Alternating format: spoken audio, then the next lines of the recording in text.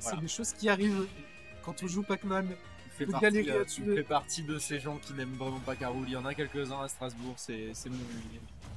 C'est mon beurre à moi personnellement. Le perso est goofy, donc tu peux comprendre. On part sur PS2 du coup. Terrain qui en vrai est plutôt correct pour les deux, j'aurais tendance à dire léger avantage pour Pac-Man. Oui, parce que Pac-Man, j'ai l'impression qu'il a un peu plus d'avantage à camper Peach que l'inverse, même si Peach a bien évidemment ses navets qu'elle va pouvoir utiliser pour, j'imagine, pressure l'hydrant ou ce genre de trucs. Alors, faut savoir que effectivement Peach a des navets, mais en plus de ça, faut parler de quelque chose d'un peu plus méta. Mido a une chance de cocu.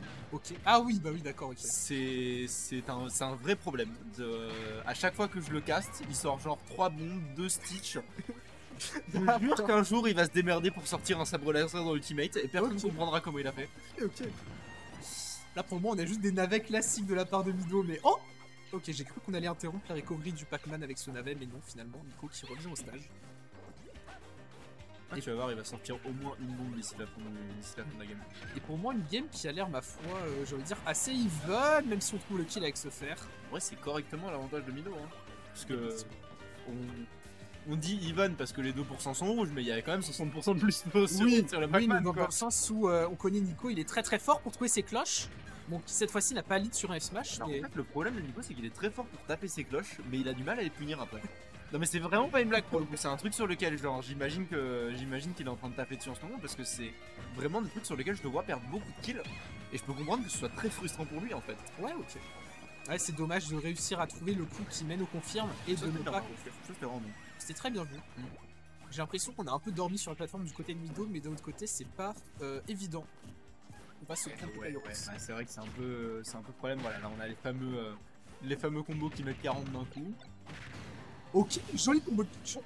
Ça c'était très très clean ça. Alors c'était vraiment très vraiment sorti de nulle part. Qu'est-ce qu'il a fait rebondir sur le mur? Il y a eu un rebond, j'ai bien vu. Je sais pas ce que c'est. En tout cas, c'était vraiment très bien et voilà. Et là, pour l'avantage, il a une stock entière d'avance. Et là, Nico qui accuse le coup parce que être en retard de pourcentage, c'est une chose, mais être en retard de pourcentage quand on joue Pac-Man, c'en est une autre. J'ai pas les seedings sous les yeux, mais probablement pas.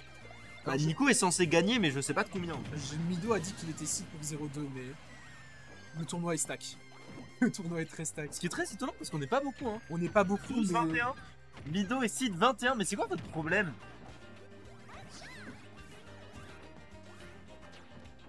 Ça fait genre 4 tournois que je vois Mido être seed 10 places en dessous de la place qui lui revient de droit, et je sais pas pourquoi.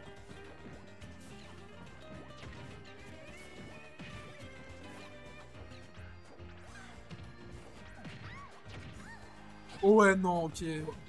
Attends, il y a Mabipo. Il y a Mabipo au-dessus de Mido. Comment ça, Mabipo est au-dessus de Mido? Là, Pyrrhix, je l'ai pas vu.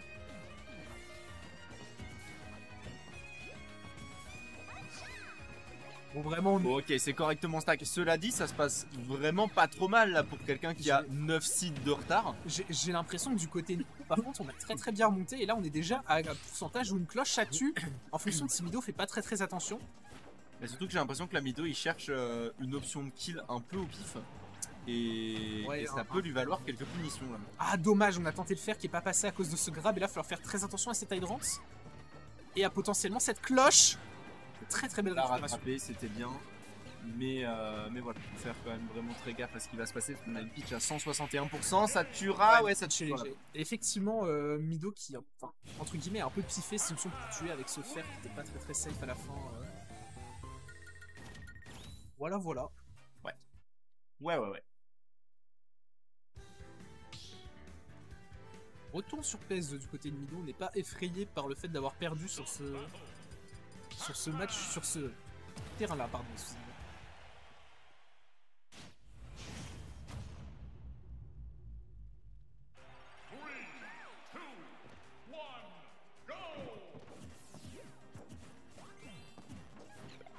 Pardon, j'ai déconnecté, j'ai le chat là, c'est joli. Il a sorti une bombe Mido, j'ai même pas vu la bombe. J'ai pas vu la bombe non plus. Le connaissant, il l'a probablement balancé comme une vieille chaussette. Décathlon, enfin non pas Décathlon, mais... Très spécifique. Ok, on est reparti. Pour le moment, on est sur une petite phase, j'ai envie de dire, d'observation. Ouais. Qui est légèrement à la faveur de Nico pour le moment, mais bon. C'est très très léger. D'avance, hein. C'est très très léger, mais ça peut potentiellement se concrétiser si on arrive à mettre Mido au ledge, mais au contraire, on va lui laisser le terrain là. Ce qui n'a pas l'air de lui avoir posé trop de problèmes à Nico, puisqu'on se retrouve déjà avec une cloche, et en fonction de où est-ce qu'il arrive laquelle sur le terrain, c'est potentiellement la fin de la stock de Mido. Ouais, attention tout de même à ce navet qui pourrait poser problème, hein. On a une bonne utilisation de ce navet. Ouais, très très bonne C'est même pas en fonction de où est-ce qu'il la cale sur le terrain, il a juste et c'était le cross the stage. Ah, je m'attendais pas à ce qu'il la cale comme ça directement au corps à corps. Je me demande s'il n'avait de pitch peut interrompre, genre par exemple le side B de Pac-Man ou quelque chose comme ça. Probablement que oui. Ça dépend du navet, je pense. Je pense que ça dépend des dégâts du navet, donc ça dépend du navet. Pourquoi le contre? En vrai, c'était pas une mauvaise idée parce qu'on a failli se prendre le fruit sur ce contre en fait. Et je crois que c'était ça qu'il voulait faire. Peut-être. Ça m'a paru un peu tard du coup, mais peut-être. Pourrait-il que du coup Mido accuse un peu le coup de cette cloche de la stock numéro 1 puisqu'on a déjà une stock entière de retard presque. Voire 2 en fonction de si Nico arrive à trouver sa cloche qui fait... Dommage. Ouais, non, là pour le coup c'était bien tenté, mais ça ne passera pas et on va perdre sa stock là-dessus, hein, sur cette punition. On a 106% de retard accumulé sur Mido, mais bah voilà, les combos de pitch ça peut remonter vraiment très vite. Oh Ouais, la hitbox du up B qui lui a permis d'esquiver la cloche, et au pire du pire en vrai s'il la prenait là en bas. Ouais, je vois pas éventuellement fallait tech, mais sinon c'est ça. pas de soucis quoi.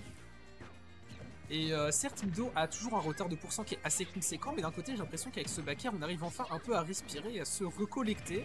Parce que c'est quelques petits pourcents, mais c'est pas encore ça. Hein. Ouais, non, par contre, on se prend cette clé. Nico qui raffole de la clé à haut pourcent pour surprendre. Je peux comprendre, mine de rien, enfin, on arrive sur les pourcents, donc ça devient une très très bonne kill option. Ça va vite, ça va loin. Je peux comprendre. Belle attente off stage de la part de Mido pour ne pas se prendre cette hydrant.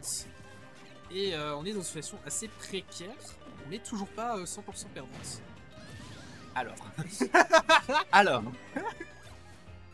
Bon, j'ai envie de dire, il était à 150%. Il est mort. Oui, il est mort. Ah oui, il est mort, absolument. Ouais, on s'est séché dessus du côté On s'est séché dessus, et c'est pour toi, Liven. Hein. Mido n'a absolument rien fait pour faire ce kill.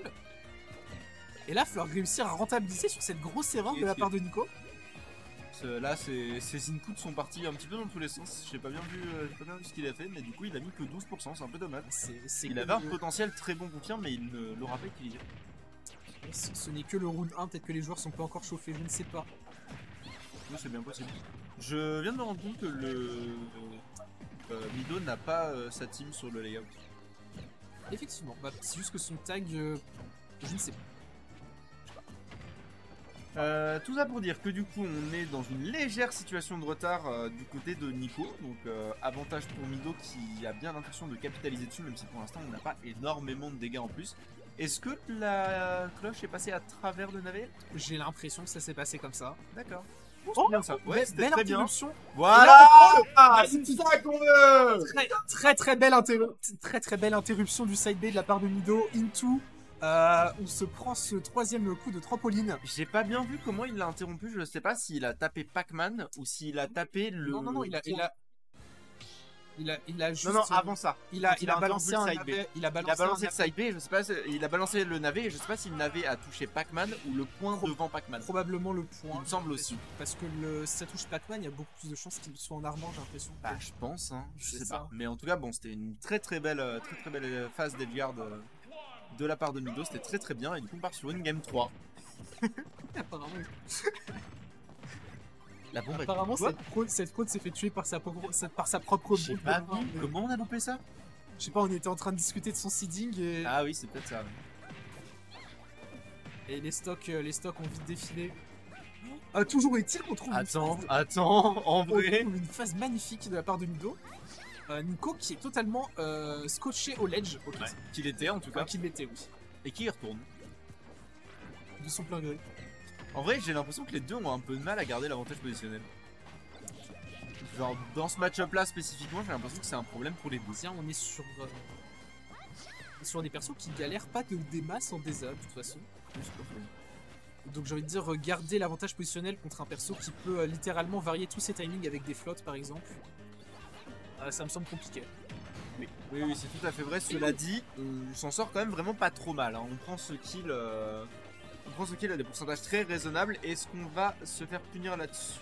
Et je crois que c'est la première fois du set que Mido a l'avantage à la stock 1. Alors peut-être que c'était comme ça le premier match. Je crois que c'était comme ça le premier match et qu'il s'est fait remonter, je suis pas sûr.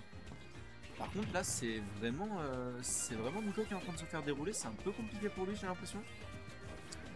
On essaye d'utiliser ce up pour s'en sortir, mais enfin, ça sert pas à grand chose. Tu pars un peu, tu vas charger tes trucs, mais t'es déjà en train de perdre ta cloche. Et il n'empêche que pour le moment, il y a pas encore, on peut pas encore trop se faire de soucis pour Nico, même s'il a en gros des avantages, parce que de 1 pitch est léger, et de 2 c'est un joueur qui est assez solide dans les situations où il est sur ses dernières stocks. Il a flotté dessus. Oui, il a flotté dessus. Mais vraiment, il a flotté si doucement dessus. Genre, pourquoi? Pourquoi, putain? C'est de fou ça. Et là, Nico, j'ai l'impression qu'il est en train d'accuser le coup de cette SD potentiellement de la game 2. Parce que là, on a 130%. Très risqué, j'ai l'impression, c'est une top attack, mais on arrive à prendre l'avantage spécial. C'est une bonne connaissance de son perso aussi. Il sait exactement jusqu'où il va. Il savait que ça allait le faire. Ça, c'est le genre de truc que tu t'amuses pas à faire sur Yoshi's par exemple. Oui. Mais sur PS2, bon bah voilà, son perso atteint et il le sait. Oh, dommage, ouais, Bakir, ça, je vais être sincère avec toi, s'il perd la game, c'est là-dessus. Et là, Nico qui retrouve l'avantage positionnel, et j'ai l'impression que ce Bakir sur spot lui permet un peu de respirer pour le moment. On va voir comment ça se passe. Très bon drift aérien, on se prend pas le Bakir de Pac-Man. Encore un Bakir sur spot. Là, depuis que son backer a Sour Spot la première fois, il a vraiment du mal à retrouver pied. Et là, Nico qui gratte de plus en plus. La pitch est déjà à kill %. Même contre Pac-Man, 114, c'est évidemment très dangereux. Oh, non, ce match connecte pas cause Light Rant, mais on trouve ce backer. Sakurai qui veut pas que Mido gagne ce match, j'ai l'impression, mais... C'est trop frustrant parce que c'est top tier sauf des fois. Tu vois ce que je veux dire? Non, c'est vraiment pas top tier sauf mais t'as vu ce qu'elle vient de faire là ou pas?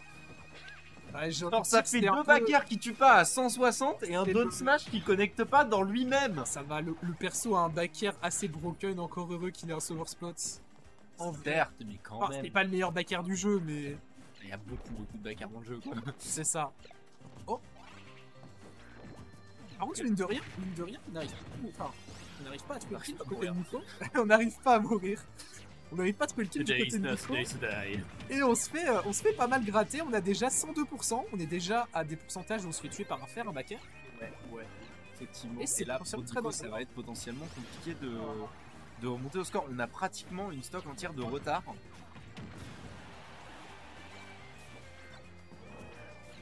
Ok, on va essayer de trouver ce kill à la cloche. Ok. Ouais, ça va, on aura quand même effectivement double saut backer qui va prendre ce kill, c'est bien, mais on a 114% d'accumulé sur le Pac-Man. En plus de ça, le problème de Pac-Man quand t'as de la rage, c'est que tes combos ils fonctionnent pas exactement pareil. Même si quand même, on arrive à infliger 41%. 41% c'est bien, mais c'est pas le maximum que je l'ai vu mettre, c'est clair.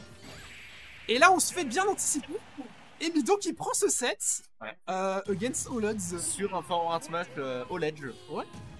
Qui est vraiment l'option de Wi-Fi Warrior. Eh bien, c'est à mon tour. D'accord. Je vais lancer avec Sakara.